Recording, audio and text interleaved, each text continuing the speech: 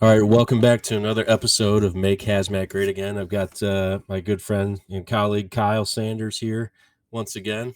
How you doing, Kyle? Pretty good in yourself. I'm good, good. So today we're gonna be diving into chlorine. Is that right? Yeah, let's get at it. This is going to be good. We got the upcoming drill coming up and our county-wide drill, so we'll be really getting into this stuff. So it'll be a great review. So first of all, tell me a little bit about this call you guys had the other day. We were out playing on the river doing some swiftwater stuff. Listened to it a little bit, but was there orange clouds over Hazelwood again? Yeah, not quite as bad as that a couple of years ago, but there were some orange clouds floating around the same building up there. So we got called for nitric acid leak again up there, and the business name is different now. It used to be GKN, but is now owned by Boeing, I believe. So a little less lower scale, I would say. This time, instead of a building filled with the nitric acid vapor, it was coming out of a DOT 412 truck, like a tractor trailer tank, and they were loading I guess the excess fluid or the used nitric acid onto the trailer to be disposed of, and there was some kind of reaction, we think, in the piping of the trailer, ate through and started leaking out onto the ground out in the open. So yeah, it was pretty eventful. It was a really hot day, so we had some considerations there with putting guys in suits. That's one of my biggest fears. I learned it the hard way in an exercise a few years ago, but just putting people in those suits in hot weather and direct sunlight is really a bad deal, kind of dangerous. So thankfully we got people in suits. We didn't have to do much, just kind of did some damming and diking and got that stopped. It had stopped kind of before we went in, but we made sure it was slowed down, and then we let the cleanup crew kind of take over from there. So Yeah, the call notes seemed interesting when it first came out. Had a major leak and a spill with fire, and everything was on fire, and that's what we were reading. It's like, right. oh boy, like here we go again. This is gonna be quite the day, and plus it was 100+ degree day. Lots Yeah, of no fluid doubt. that day, so I can only imagine. And then I know Andy mentioned something about the concern with all the chemicals running off into the creek already full of radiation. So just all kinds Right. of fun times. Right. And then initially we got the call and it said 30,000 gallons leaking. That's So we're right. like, oh, wow. And that Yeah. very quickly went down to like 3,000 gallons in that tractor trailer. And then it went down to like a few hundred, we Yeah. estimate, by the size of the spills. So, Yeah. yeah, thankfully it wasn't 30,000 like a rail car or something of that Yeah, that's size. what we originally read. It was 30,000 gallons and it was burning uncontrollable. So Right. yeah. Oh man. Yeah. So well, awesome. That's always good fun. Always nice getting people out and actually getting to do some work and get to do stuff on the real calls and get dudes in suits. So Right. terrible that it's one of the St. Louis days that it was humid and awful warm. So Right. Yeah. yeah. So, Well, getting into this, looking forward to the drill. I know we kind of had that meeting the other day, setting up some of our final plans, and it seems like the water treatment facility we're going to be at is going to bend over backwards. And I thought it was pretty cool that they're offering that they're going to do their drills the same day as us. So try to make it as realistic as possible. yeah, it's really cool to have buy-in from the corporate side too, because they don't Mhm. have to do anything with us, but having those partners in private industry as well as partners with other districts and departments is huge. Yeah. Hopefully we can, in that meeting that we went to, they talked about scaling it up and doing some other types of training with like tractor trailers that they have on site coming in and out. So hopefully we can just keep this going, and even technical rescue. I know we've been out there for like confined space drills, so we just keep building on that and keep being good partners. So yeah. Yeah, no kidding. I thought it was pretty cool that they're almost going to shut down that operation for is what it seemed like to me. Shut that operation down for the day and set up some dummy containers and actually put the air actuators and everything that goes with them on there for our guys to work through. And I know for us, my district, whenever we come out, it's a lot of the support roles. So our guys are be biting at the bit and kind of told them that we're going to run back over there in a couple weeks when me and you go to look at some more stuff. And a couple of the techs on my crew are already begging to come along to check stuff out and kind of see see what it's all about over there. So yeah, that's gonna be super cool. Super awesome. A few good days on each shift to get guys in suits and get hands on stuff that most time we never get to play with. So I know. Yeah, I'm excited. I think it's gonna be a great yeah, drill. So absolutely. So let's dive in, talk some chlorine. I know yeah. this is something you're wanting to talk about real quick, especially get some of this information out before the drill. Um, let's see. Let's some of the places that you guys see this at in your district. I know some of ours. We have a couple big places, some storage units, but over your guys' way, or what have you seen with the hazmat team? Mainly it's the calls that I've heard about. I haven't been to one yet, but they have had water treatment plant calls where they've dealt with the gaseous chlorine. But we do have a crap load of pools in my district, with some of the bigger homes and stuff, and even neighborhood pools. Um, there's a couple public facilities that have that, and uh, sometimes they don't have like the gaseous chlorine. Sometimes it's a solution like hydrochloric acid or something in there. But whenever that reacts with other stuff, it can liberate chlorine, so it gives off chlorine vapor. So it's all around us, whether we know it or not. So it's Yeah, and I thought it was pretty neat talking to the guys at the water treatment plant the other day. It seemed like by the time we get there, they should already have most of it all contained and already dealt with. So on their end, seemed like they really had their stuff together yeah, yeah, for to sure. take care of all that. We did have an interesting one in my district that stayed at a single or a couple engine company response, but yeah, a guy was mixing a bunch of stuff and wound up making a chlorine cloud in his basement, cleaning out his deep freeze and Oh, stuff like that. But they got there and it was pretty much ventilated before the first new engine company got there. I know they did a consult with the hazmat team leader over there and just kind of got stuff figured out. I was off duty that day, but my phone was definitely blowing up with people asking questions and kind of a proud training moment because the guys that were riding backstep on the truck, they had the papers out taped to their mask and kind of going through the whole process and talk about what they got with their meters and everything like that. So it's pretty cool to see that return product coming back around. yeah, hell yeah, man. That's a proud papa moment right there. Yeah, yeah. So, we got the same thing in ours. I know we got a bunch of pools, a couple of our big neighborhood pools, and a couple that belong to the cities. I know that's always when I had one in my still area. We stopped by there and they got the huge chlorine tank in the basement of the facility that they told us every Monday at 6 a.m. they get this massive delivery comes in and kind of fills it all out. So that was like one thing when it was in my still area in my first due. It was like, all right, like training on it and getting my guys down there and walking through it and looking at the best ways for us to get in and out and if Right. there was problems to decon everybody and go through there. So Yeah, for sure. yeah, Yeah. And I know a lot of those pools are switching over to that solution now. So and we have some industrial too that I'm sure it's up there yeah, somewhere. I just don't know where exactly, but they're using it to make PVC and other plastics. I think it gets used in those processes sometimes. So yeah. yeah, oh yeah. So but let's dive into what is this? What are we going to see with it? Kind of go from there. Yeah. Well, I think your first clue is going to be the irritating odor. It's going to smell like bleach. I've heard some people describe it as a bleach smell. That Festus rail car leak that they had many years ago.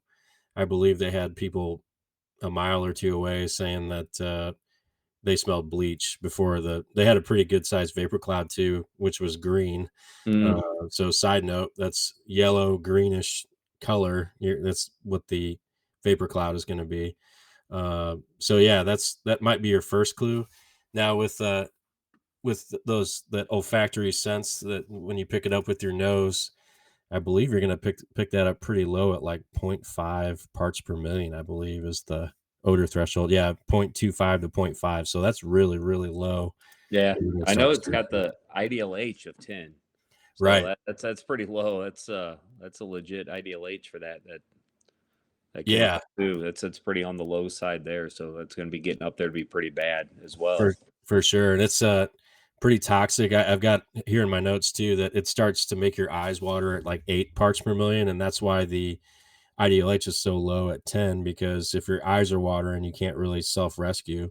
So Yeah. that's what kind of goes into the IDLH decisions for those guys that set those, is that, hey, at what point can you be incapacitated to where you can't, climb up a ladder or get out of a room or something with this stuff in there. So yeah, that's really low. This stuff's pretty dang toxic. Yeah, yeah. So you got the vapor pressure of 6.8 atmospheres. So I mean, it's at 68 degrees. It's going to be um, over one atmosphere there, so it's going to be coming at you. For So sure. something else to worry about. And I know with it being heavier than or where it's at for heavier than air, so it'll be down low. The weight 70.9. So I mean, Yeah, for sure. So it's gonna. We talked about this in that meeting we had with the water plant guys, is that it's gonna go to where the lowest point of mhm. the landscape, and it could form like in a bowl. I've seen it, like the Dugway Proving Ground videos, where it just kind of sits in that little bowl that they have at their facility. Let me see if I can pull up a picture here. Yeah. Yeah, I know at the place we had the meeting at, we're looking at all the higher places we could set all of our stuff up at, just because it will be staying low, the less that we have to worry about. Yeah, for sure. So yeah, I could pull that picture up in a little bit, but yeah, so it's going to be greenish and yellow. So one of the main things, if you can see it, you're already in the IDLH, because you can see it at like 25 parts per million. So if you can Mm, see it, already and too late. right, and just stay out of it if you can, and stay away until you can get some good PPE on, and deal with it that way. What the good news is about this stuff is it doesn't have an LEL or a UEL, so it's not flammable. Uh, but I will say, if it's in a tank and you start heating it up above about 450 degrees Fahrenheit, it starts reacting with the steel of the tank, and Mm, it'll start burning that steel inside of the tank, and eventually lead to a tank failure. So we do have some time, if it, as long as it's not being impinged on by a fire or something, we shouldn't have to worry about that flammability um, factor there. So that's good news. yeah. Well, let's talk about some of the PPE. You don't have LEL or UEL for victim rescues, fire gear, SCBA. If you can have line in sight, get Yeah, I mean, out and get them out, and yeah, I'm thinking, I was thinking about that before we started here. I mean, I think if it's a line of sight, just like with ammonia, mm, I'd be okay with making that decision for myself and going to grab somebody if I spend 10 seconds in the cloud just to drag somebody out.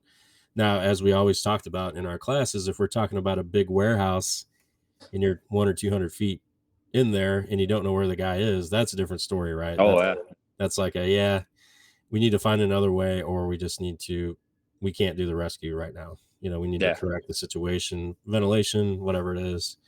But yeah, what are your thoughts on that? No, same thing as we always discuss. It's one of those things. A lot of the classes what we do locally, you talk about some of that stuff with our fire gear and running into fires and making that rescue. So I think, and then you see that long list of chemicals that's in smoke and everything that's burning that out. And you pull out two or three of those, and everybody's like, "Oh man, I don't want to mess with that." I'm like, well, this is kind of along the same lines, and I wouldn't have a second guess at all. If you have that line of sight, you can see them there, and get in there and get them and get out right away, where you can start looking at decon and everything. Now it's, I agree with you 100%. It's different if we're going in there to actually do work. Like that's going to be more of the level A suits, get in there to do actual hazmat tech work. As Chief Sears mentioned, like nobody's ever been saved in somebody in a level A suit. So like it's Yeah, different. Get in there and get that job done, and then get out and try to figure out what else we need to do. So yeah, absolutely. yeah. But I think understanding kind of what we hit on, some of the physical properties and everything, and knowing like if I can already see it and smell it, it's too late. Like I'm in a bad way, and then knowing what it's going to look like, and especially where it's going to be, like just knowing that it's going to be hanging down low. That's Hmm. kind of and what we're looking for. And so I think if you pull up to one of these calls and you're that first new engine company and you know you're still there and you know what's going on, like kind of what to expect. Like you can start getting your driver to start, let's get some decon set up and let's get somebody downrange really quick to make a difference, and we can take that step back and figure out what else we need to do. Yeah, no doubt. And I think that's like differential diagnosis, right? So you're expecting to see red on the pH paper, the wetted pH paper, for instance, maybe with an IP of 11.8 electron volts. You're probably not expecting to see any PID Mhm. signature, and if you do, that might be something else in the air, right? Yeah. Or your LEL, you don't really expect that to go off. So just going in, understanding the chem phys properties of this is huge. And I'll go a step further here. We do have a chlorine sensor on one of our multi-array lights on the team Mhm. on HM23, and I was just looking up the sensor range for that, and it's 0 to 50 parts per million. So that might tell you that you have a fairly significant leak, but if you've got clouds going on, that sensor is going to be roasted pretty quick, Yeah. along with everything else in your meter, and you might just have to go by, your simpler things like your papers, and just once you confirm it, you know, Yeah. Me and you've talked about that before on like some of the even the entry stuff. Like if I know this is what I'm dealing with, I'm not going to trash a meter to take it in just to tell me that I already know what I'm dealing with. And right, unless you've changed your mind on that, but yeah, I know we've had those discussions. Just leave the meters off to the side and get in there, and because we know what we have. right, But I agree 100%. Like I think some of that should go into pre-planning on some of these calls. Like if these are in your still area and you know what you're dealing with. So if I start going down range to make a rescue, I should expect like, hey, like you said, I'm not going to see VOCs in my meter because it's not going to pick up on the PID. But and kind of the same thing with color change on papers and everything. So if you go in there and kind of know what to expect with this, I think it'd be pretty understandable. And you're doing your job as your first in, knowing your still area. So right.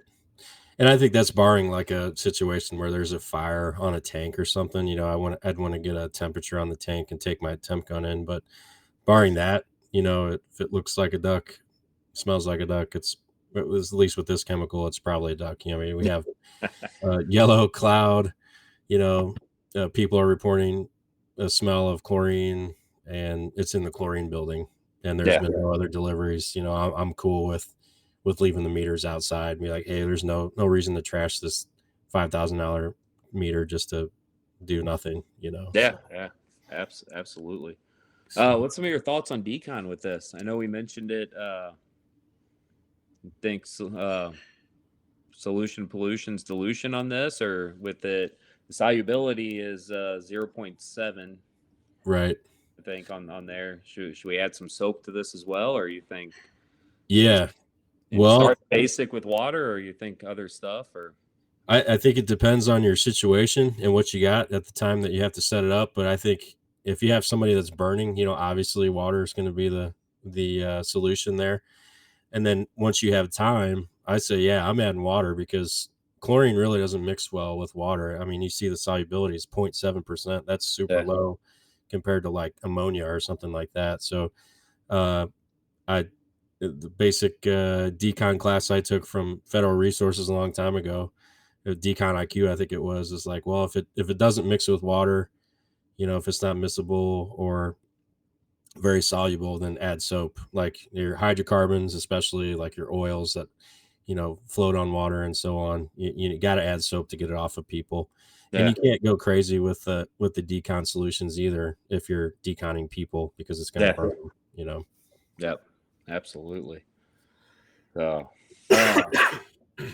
and fixing this, I think a lot of that kind of comes into like where we're at. The Right. hazmat truck when we show up. I know for us in our fire district, it's more of we don't have that in our house, so it's a little bit harder for our guys to train on this stuff all the time. But getting out the hazmat kits for these things, I know for the drill coming up, you're gonna be working a lot with the B kit, which is going to be really good for our guys to get some hands on with all that stuff. But Yep. you made a good point before too. When you talk about fixing stuff, is if it's loose, tighten it and kind of go down that Yep. aspect of there. So Yeah. If it's loose, tighten it. If it's missing, replace it. And then kind of your last step is to apply the kit, yeah, at least from a rail car standpoint.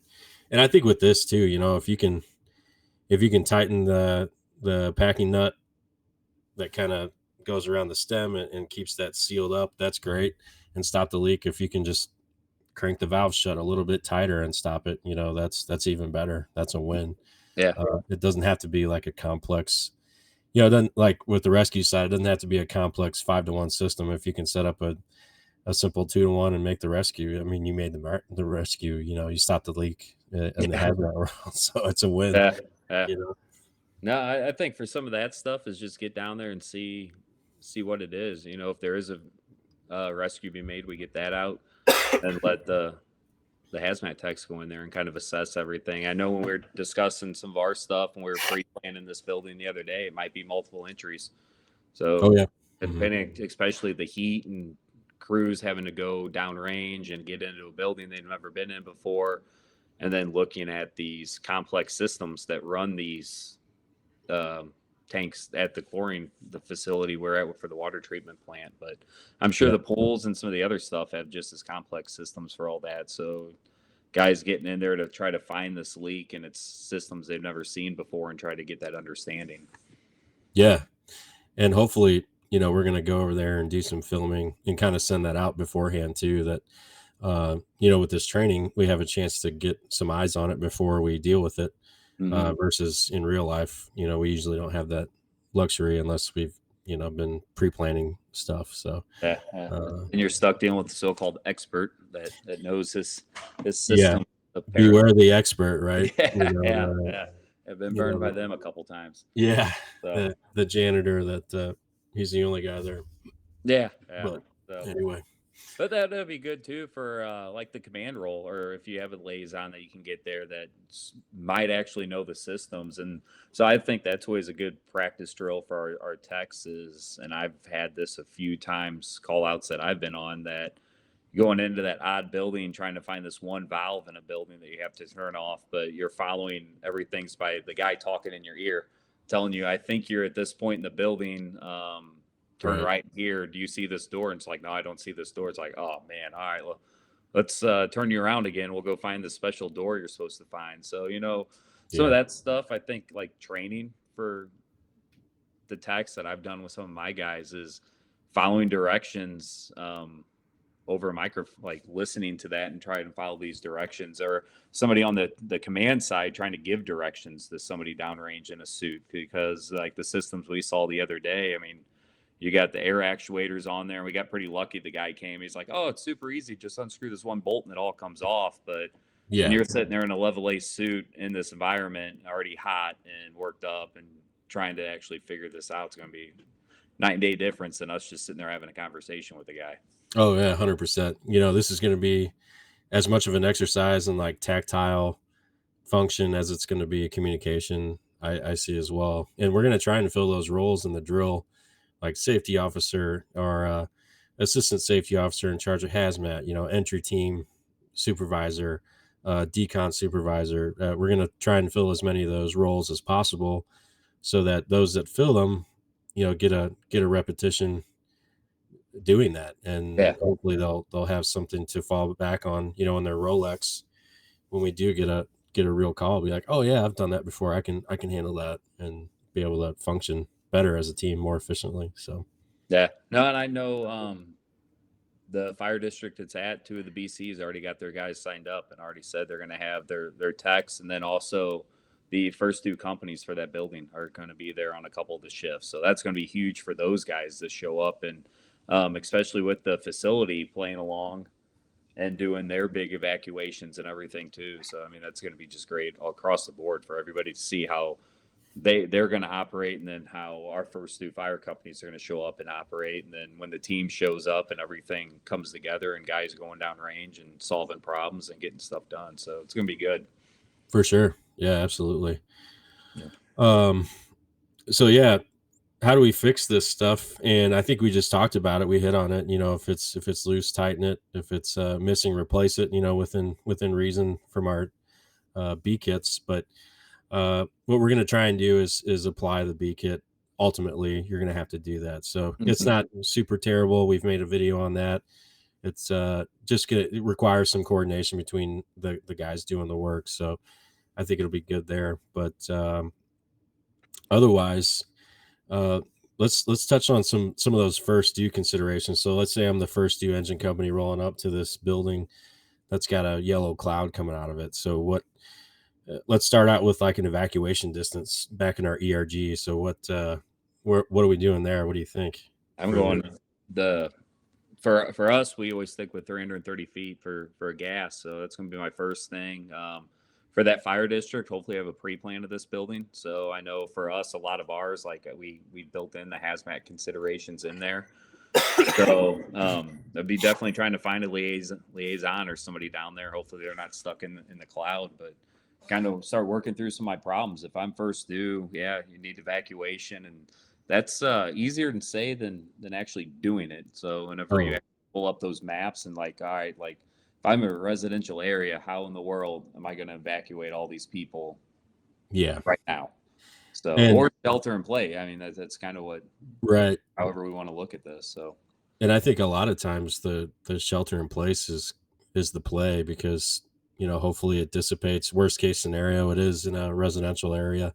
Hopefully it dissipates before, we really have to worry about it getting permeating into like Mhm. a house or all the houses, but because if you try and try and bring all these people through the cloud, let's say, I mean, that's not going to work either. So, um, that's a tough call. I mean, I can't pretend that I have all the answers here, but you No, know, no.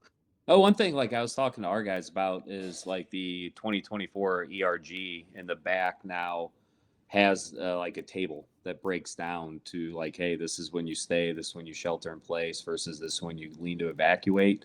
mhm. Like I've been talking to our guys, especially guys like first new company officers or the battalion chiefs or the guys riding up to battalion chief. If that's going to give you at least something to fall back on. Like, because if I go start knocking on doors and saying, hey, we have this, you need to stay put, or different, I'm knocking on doors like you have to evacuate, like that's going to cause some issues in your community. Oh yeah, You definitely know you're going to have people pointing fingers at you, like, why did you make the right call? So, like, I kind of lean that on my guys of like, hey, like, know this is here is another tool. But then when people start asking questions, if I can go back to the ERG that we always have been taught, like this is what we go by to get our information of here's something you can start on, you can lean back on that. Like I followed these rules and this is kind of what led us to make these initial decisions for your first thing company officers.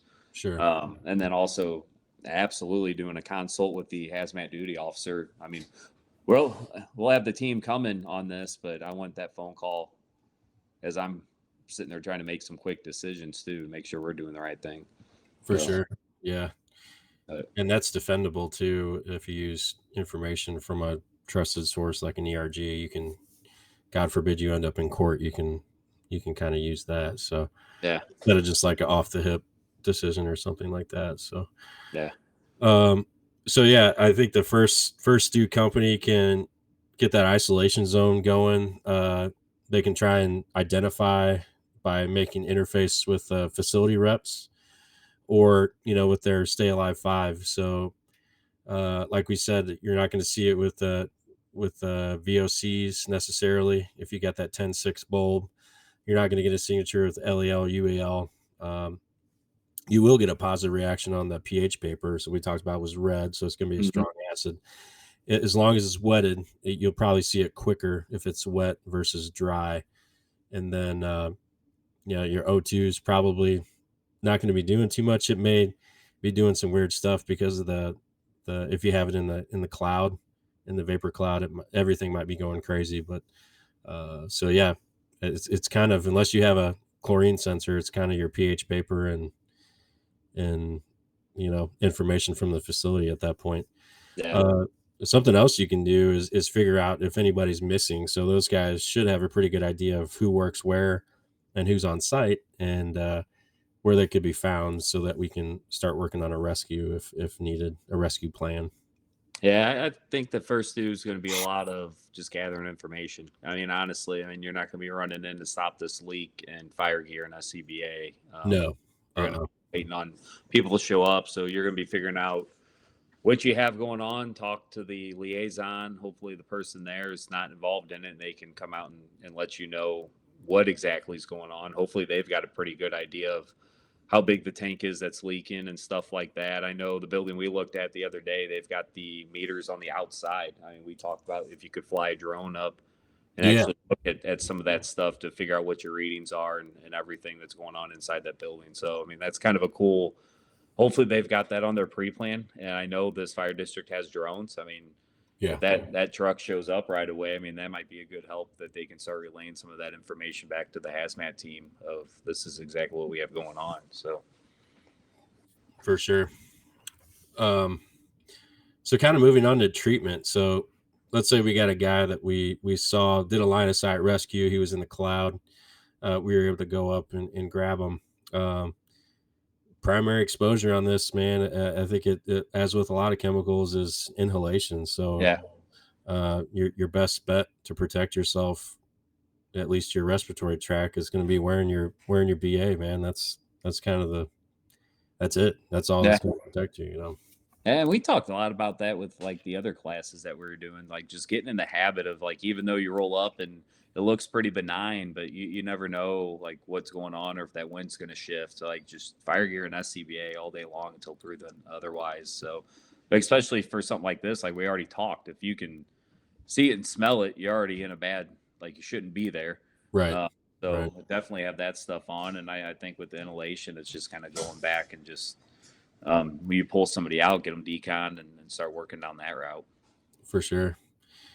So moving on down the line, inhalation, the next exposure concern or hazard is just contact with this stuff. So And uh, getting frostbite and cold. yeah, yeah, because it's going to be coming out pretty cold, right? If Yeah. it's normally wants to be a gas and it's a liquid, you know that phase change, it's going to get pretty cold. And Yeah. talking to the guy who made that famous entry in Festus, he called it chlorine butter. It was like chlorine ice, Mm. like this.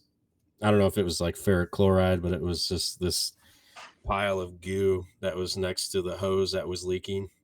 And I think it was just like this chlorine ice stuff that was out and super cold. So frostbite is a real concern. You wouldn't think so, but it is. Yeah. Yeah. Oh, you talked about the chlorine butter before too. Like whenever we look at applying like the B kit to this, like you have the special hazmat knife that you go through and have to clean stuff off so you get that good seal with your gaskets and everything. So I mean, Yeah. it's something we talked about before, but I think a lot of that comes back to what expect. Like if you go into this like knowing like, hey, here's some of the physical and chemical properties that we're going to see. Like so, if I have somebody down, I need to be looking at inhalation. I need to be giving them a good once over, figuring out where they were. Do they have frostbite and other stuff going on from contact exposures? So Right. And I think I'm just looking at the pocket guide here, the NIOSH pocket guide. It says eye contact, which we're covered there with the full face mask and the SCBA. But treatment recommendations, get them out of the stuff. They're going to probably have some burns in their respiratory tract from all that mucus mixing with chlorine gas. But Mhm. oxygen, I mean, it kind of sounds like your BLS measures supportive care until you can get them to the hospital and get some definitive stuff. Yeah. Treatment rather. But yeah. Let's see what else we got here. So let me ask you this: how would you protect yourself from frostbite if we're having to work with this stuff? So let's say our leak, we do have some liquid concern, but I'm just thinking real simple here. We don't have like cryogenic gloves on the team yet, Mm. but what I'm just thinking, what's the simplest way you could protect yourself from getting frostbite from this stuff? Oh man, just try not to touch it for one. Yeah, just stay out of the craft. Yeah, Right? stay out of it. Yeah. I don't mean to Try. put you on the spot, but I was like, Yeah, stay out of yeah. the shit. Yeah, But, yeah. Don't touch it. Don't go the number one rule of hazmat, don't go try to taste this stuff. yeah, So that would be my first thought right off the top of my head is like stay out of the product. You know, how exactly. often do we talk about watching? I know a lot of our guys during training always want to kneel down and stuff like that. And like you guys had a dude the other day on that hazmat call that had a blowout in his suit. I mean, just being cognizant of what's going on and stay out of the product would be my number one thing. It's like, Yeah, 100%. And it's as simple as that. I know they preach that in tech school all the time. Don't kneel, stay out of the stuff if you can. And that's true, man. It's basics. It's just yeah, like stretching line. Back to basics, stretching lines, throwing ladders, forcing doors. That's Yeah. basics will win. No, I think a lot of this, especially for the entry teams going in there, just going back to the basics and review the equipment. And that's why guys coming to this drill, that's why we're sending all this stuff out ahead of time. I know, especially for a lot of our guys, since we don't have the hazmat truck and quarters with us, it's harder to get hands on all of that. And you saw a couple weeks ago when you brought it out to my engine house when we were on duty, and like a bunch of the guys were all over that, just trying to get their hands on and see this stuff when that opportunity presents itself. So I think that's a big part there, just reviewing it so they could understand what it is. I mean, Yep. Mhm. to the basics solves a lot of problems. So It does. a lot of stuff. So, Well, that's the bulk of what we wanted to cover. We're at about 35 minutes here. Is there anything else you wanted to go over? no, I think that is a big part. Just to review, kind of discuss chlorine so guys know.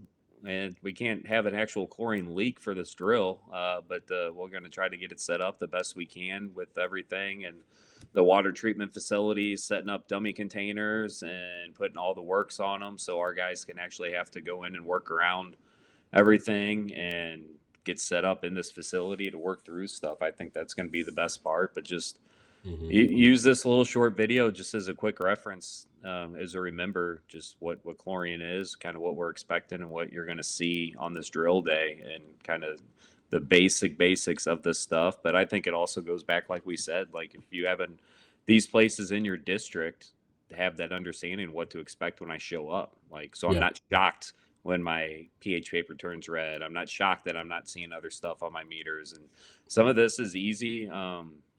Pull out the NIOSH guide and look up the chemical, and you start breaking some of that stuff down. It'll help you figure out what you will and will not see. So, Right. Kind of makes you feel better. It makes me feel better when I have some more information. I'm like, okay, I kind of, understand a little bit more about this. So, oh yeah, we've done that. I know I've talked to you before. We've done it after the call sometimes. mm-hmm. Like you have that one goofy call. It's like, man, like I'm just really trying to wrap my head around. Like I feel comfortable with what it was, but like before we leave, we pulled the NIOSH guide out before. I'm like, all right, so we're pretty sure it's this, and start looking at what we saw in meters, start looking what we saw in papers and why we saw stuff and why we didn't. And then it all, like, you see the light bulbs start turning on, like, oh, we're putting all the pieces of the puzzle together here. So I think just like understanding what you have and that little bit of research will help go a long way. And it's easy, basic stuff. I mean, all of our trucks have that book on there for that reason, or you can get it on your phone. So just understanding that, and the ERG and some of the other options out there for research, and just kind of really put the pieces together so you know what you're dealing with. Yeah, absolutely. Well, stay tuned for the exercise. It's coming up in September 2025. And we also have the AHLS Advanced Hazmat Life Support class coming up. Yeah, real quick. Yeah, that's in a couple weeks. I think there's still spots, but and it should be free. So free training. Everybody likes free, right? Yeah. So anyway, good deal. Well, appreciate it, Nick. Yeah, appreciate you coming on and talking. So yeah, absolutely. We'll see you at the drill. All right, see you guys. Mm-hmm.